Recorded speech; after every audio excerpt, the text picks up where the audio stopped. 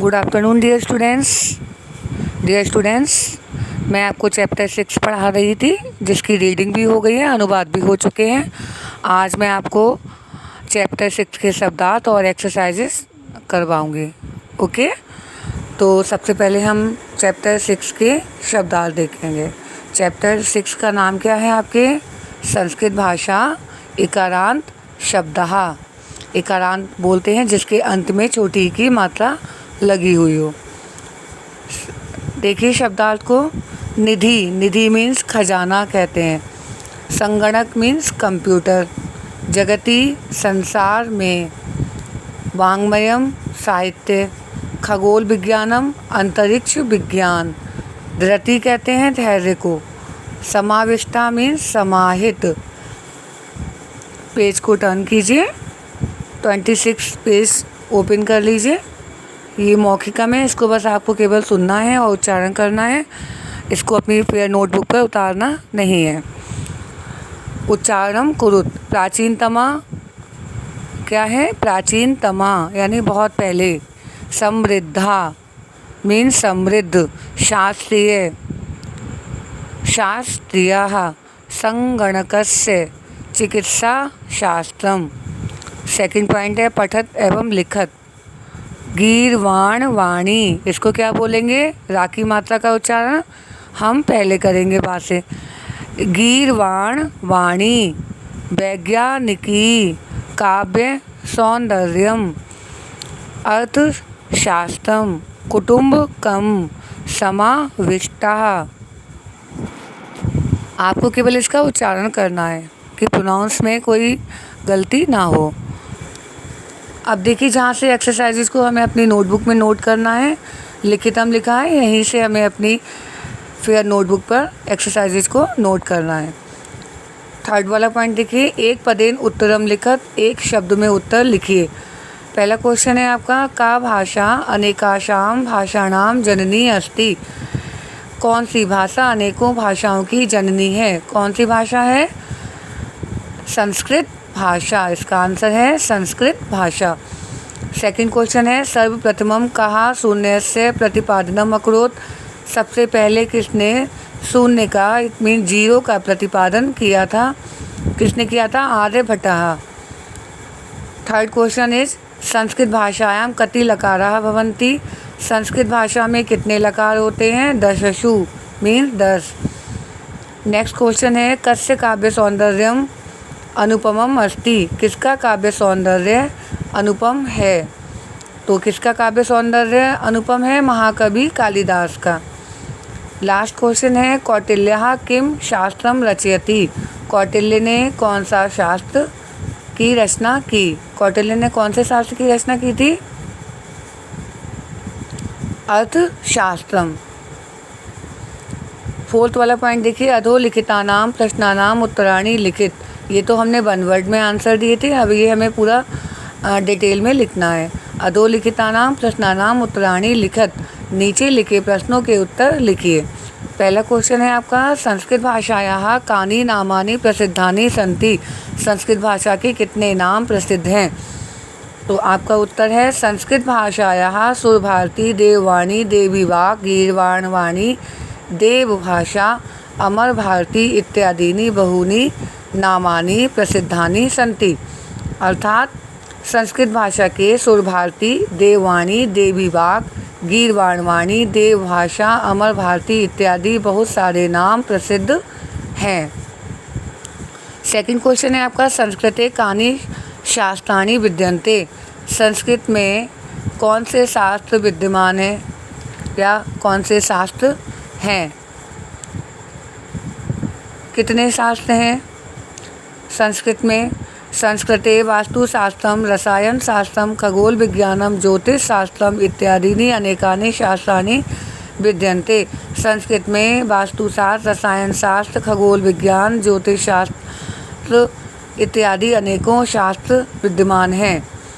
Third है आपका, कस्य चिकित्सा शास्त्रम विश्व प्रसिद्धम अस्ति। किसका चिकित्सा शास्त्र विश्व में प्रसिद्ध है? तो आंसर है आपका, चरकस्य चिकित्सा शास्त्रम विश्व प्रसिद्धम अस्ति। चरक का चिकित्सा शास्त्र विश्व प्रसिद्ध है।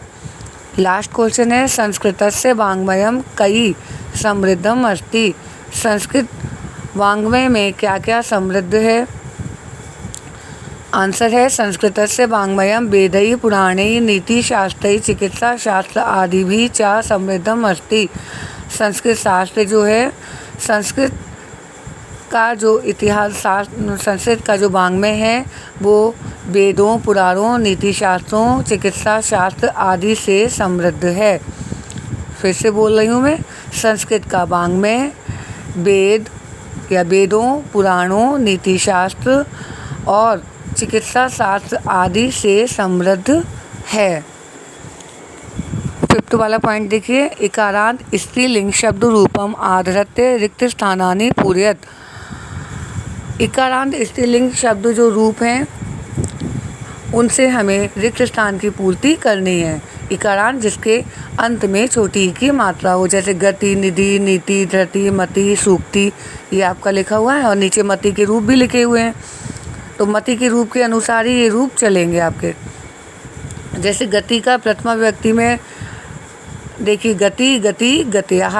निधि का द्वितीय विभक्ति में निधिम, निधि, निधि। नीति का तृतीय विभक्ति में नीत्या, नीतिभ्याम, नीतिभ्य। ओके। धृति का चतुर्थी विभक्ति में धृत्यई, धृतिभ्याम, धृतिभ्य। मति का मत्याः, मते।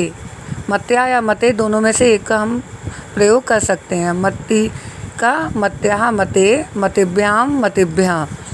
सूक्ति का षष्ठी विभक्ति में सूक्तयः, सूक्तयोः, सूक्तीनाम।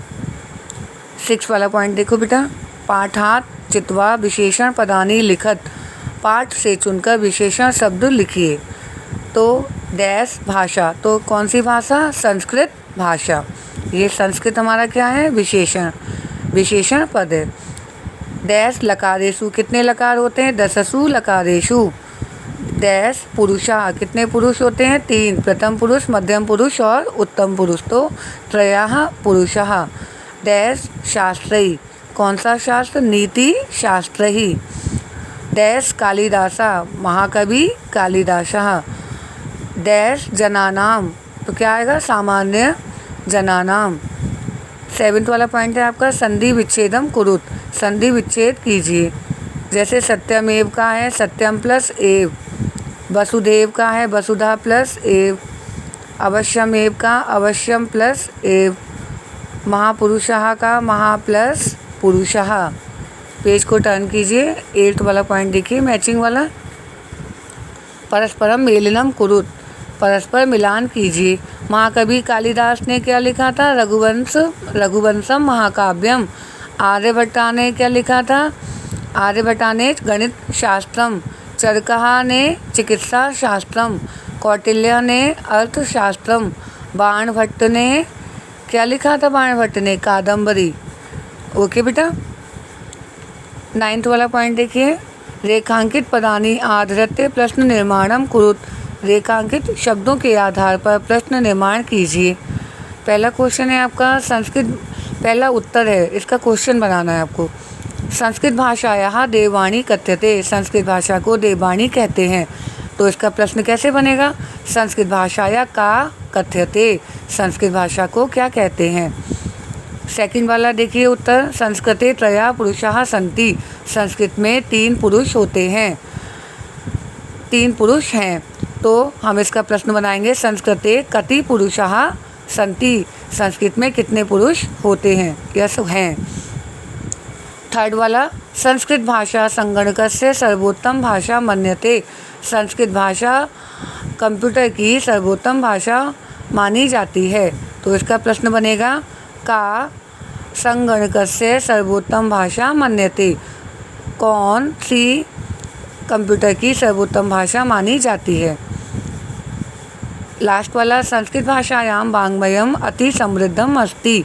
संस्कृत भाषा का वाङ्मय अत्यंत समृद्ध है, तो इसका प्रश्न बनेगा संस्कृत भाषायां किम अति समृद्धम अस्ति। संस्कृत भाषा का क्या अति समृद्ध है। ओके बेटा, तो ये चैप्टर 6 आपका कंप्लीट हो चुका है। टर्म फर्स्ट के आपके 2 चैप्टर कंप्लीट हो चुके हैं, चैप्टर 5 और चैप्टर 6। ओके, कोई डाउट या कन्फ्यूजन हो तो आप मुझसे दोबारा भी पूछ सकते हैं। ओके बेटा, थैंक यू।